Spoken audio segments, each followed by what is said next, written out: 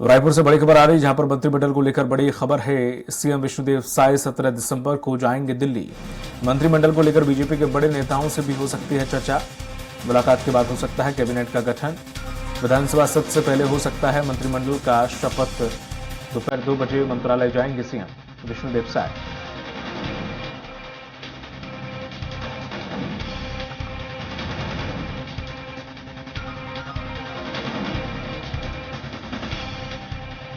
और अधिक जानकारी के साथ हेमंत जुड़ गए हैं, सहयोगी हमारे साथ। हेमंत, जिस तरह से ये कहा जा रहा था कि दिल्ली दौरा हो सकता है और दिल्ली दौरे में इस पर विचार विमर्श हो सकता है मंत्रिमंडल के गठन का, अब ये अटकलें आ रही हैं कि सत्र से पहले ही इसका शपथ ग्रहण भी हो जाएगा। देखिए दीपक, मुख्यमंत्री और 2 डिप्टी सीएम के शपथ ग्रहण के बाद अब मंत्रिमंडल के गठन को लेकर अटकलें तेज हो गई है। जल्द ही ये कहा जा रहा है कि 2-3 दिन में मंत्रिमंडल का शपथ हो जाएगा। आला कमान से भी चर्चा हो रही है, लेकिन जो समझ में आ रहा है, जो खबरें निकलकर सामने आ रही, मंत्रिमंडल के गठन को लेकर आला कमान ही फैसला लेगा, यानी बीजेपी नेतृत्व ही फैसला लेगा। दिल्ली से ही उस पर मुहर लगेगी। जिस तरीके से समीकरण निकलकर सामने आ रहे हैं कि 2-3 पुराने चेहरों के अलावा बाकी जो मंत्रिमंडल के सदस्य हैं वो नए हो सकते हैं। पहली बार जो विधायक बने उनको भी यहाँ पर मौका मिल सकता है। तमाम समीकरणों को देखा जा रहा है। खबर ये आ रही है कि विष्णुदेव साय जो छत्तीसगढ़ के मुख्यमंत्री हैं वो दिल्ली जाएंगे 17 दिसंबर को। पहले यह संभावना थी कि आज वो दिल्ली जाते, लेकिन आज के उनके दिल्ली जाने का जो कार्यक्रम है वो कैंसिल हो गया है। अब 17 दिसंबर को वो दोपहर बाद दिल्ली के लिए रवाना होंगे। देखिए 19 तारीख को दीपक विधानसभा का सत्र शुरू हो रहा है, शीतकालीन सत्र।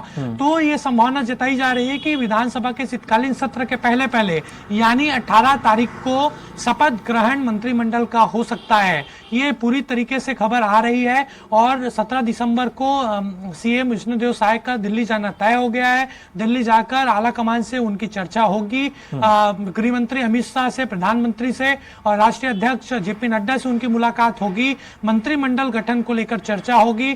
तमाम सारे नाम चल रहे हैं उसको लेकर चर्चा होगी। सभी के व्यक्तित्व को भी देखा जाएगा कि आगे चलकर किस तरीके से अगर इन्हें मंत्री बनाया जाता है तो पार्टी को किस तरीके से वहां पर फायदा होगा, लोकसभा चुनाव में किस तरीके से पार्टी को फायदा होगा। तमाम समीकरणों को देखने के बाद ही मंत्रिमंडल का गठन किया जाएगा। तो 17 दिसंबर को विष्णुदेव साय जाएंगे और हो सकता है कि विधानसभा सत्र के पहले यानी 18 तारीख के आसपास जो नए मंत्रिमंडल का गठन है वो हो जाएगा। उसी दिन शपथ समारोह होगा। हेमंत, जो नए चेहरों की बात चल रही, कितने ये नए चेहरे हैं जो कि इस बार मंत्रिमंडल में शामिल हो सकते हैं? साथ ही साथ इन नए चेहरों में किसके सबसे ज्यादा कयास लगाए जा रहे हैं कि ओपी शर्मा को छोड़? देखिए दीपक, जिस तरीके से फैसला बीजेपी ले रही है वर्तमान में, मध्य प्रदेश में जिस तरीके से फैसला हुआ, इस तरीके से फैसला राजस्थान में हुआ, किसी को कोई उम्मीद नहीं थी। वहां पर नए चेहरों को सीएम बनाया गया है।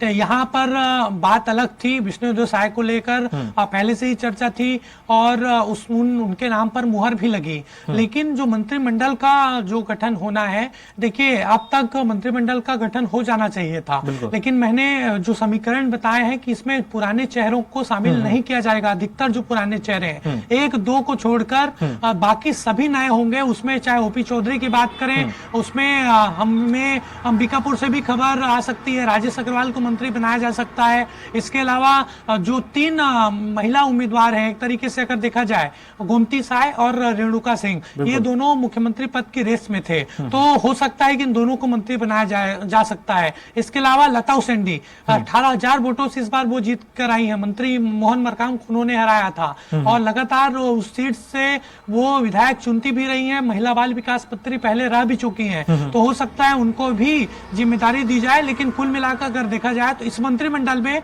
महिला विधायकों, महिला मंत्रियों की संख्या भी ज्यादा नजर आएगी। जी, जानकारी के लिए शुक्रिया आपका हेमंत। तो ये थी हमारे सहयोगी हेमंत जिन्होंने ये जानकारी दी है कि किस तरह से ये मंत्रिमंडल का विस्तार होगा। 17 तारीख बताई जा रही है। 17 तारीख हो सकता है कि इस पर मोहर लगे और शपथ ग्रहण जो कि मंत्रियों का है वो हो और विभाग हो, क्योंकि सत्र 19 तारीख से शुरू होने वाला है।